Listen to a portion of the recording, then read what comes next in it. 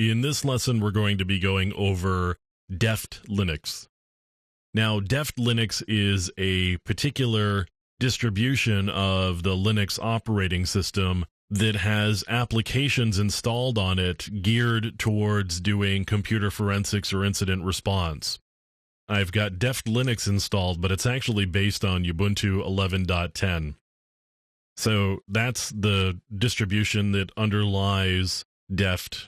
I've got Ubuntu, and then on top of that, I've got really the DEFT applications that get installed.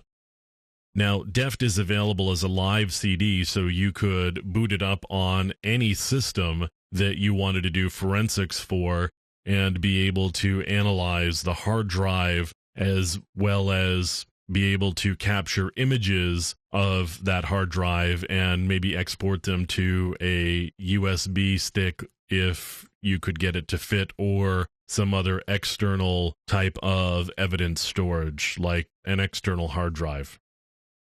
So I've got the typical Linux sort of thing. I've got Firefox and Google, and you can see there's some Office utilities. I've got MySQL server, an Apache server, SSH server, on top of sort of the standard basic suite of Linux programs and services. I've also got these ones that are specific to DEFT. And you can see I've got many capabilities here in terms of categories and programs that are available. So I've got gparted, for example. gparted gives me the ability to look at how a hard drive is partitioned. Now, that's pretty common for a Linux system. So let's take a look at some of the other things here. So I've got hashing tools. For example, I've got MD5 some and SHA-1 some, and I could do a SHA-256 as well as a SHA-512.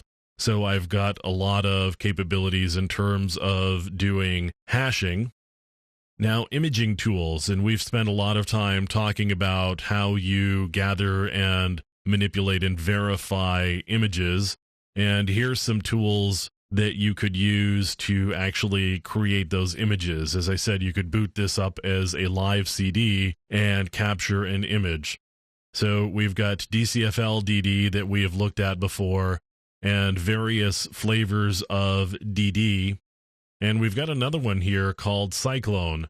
Cyclone is actually a tool for cloning disks. It works in much the same way that DD does.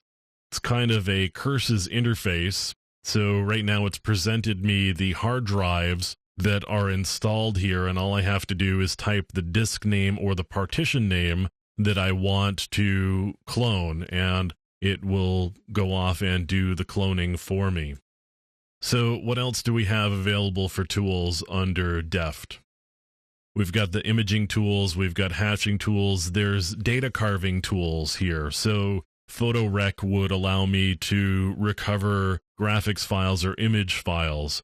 I've got Scalpel, which would allow me to go and carve files out of a hard drive. So in cases where maybe a file has been deleted or obscured in some other way, these data carving tools would allow me to go and find the data on the drive and retrieve the file, even though it's not available through the normal file system any longer. So I've got these data carving tools. Now, I've also got mobile forensics, and we'll certainly be talking about doing forensics on mobile devices in subsequent lessons, but we've got the ability to do iPhone dumps and iPhone analysis, and there's a couple here for BlackBerry devices as well. Now, one thing that's really helpful is the SQLite database browser. You may or may not be aware that iPhone stores a lot of data inside SQLite databases. So if you can retrieve the data, now we've got a graphical way of looking at that data rather than having to do it in a manual way of doing command line tools. If you could actually get a SQLite command interface, the SQLite database browser is really nice for being able to open up those databases and be able to view and manipulate them, as well as execute SQL commands or queries against those databases so you can investigate the data even further. Additionally, we've got network forensics tools. So there's Wireshark, which we have looked at, and Ettercap, which we have also looked at. We've got password recovery tools, so the standards, there's John the Ripper and PDF Crack and SamDump. There's also fcrackzip, which I mentioned in another lesson about cracking zip files when we were talking about compression. If there is a password on the zip file, fcrackzip may actually be able to help you crack that password so you can see what's inside of the zip file. So we've got DEFT Linux, and it's not as easy to use maybe as one of the other graphical programs that we've looked at, like ProDiscover or FTK or Encase, but there's a lot of capability here. If you learn how to use these various tools, you may be able to get even more out of the data if you start using DEFT Linux and get used to the tools that are here. One of the advantages, of course, is that it's free. And another advantage is it's a live CD, or could be a live CD, that you could carry around with you. And you're not tied to your system where Encase is. You can take this along with you and be able to do the capture and analysis wherever you need to do it without having to grab hard drives and carry them back to your system where you've got the appropriate software installed. So that's another advantage of using DEFT Linux.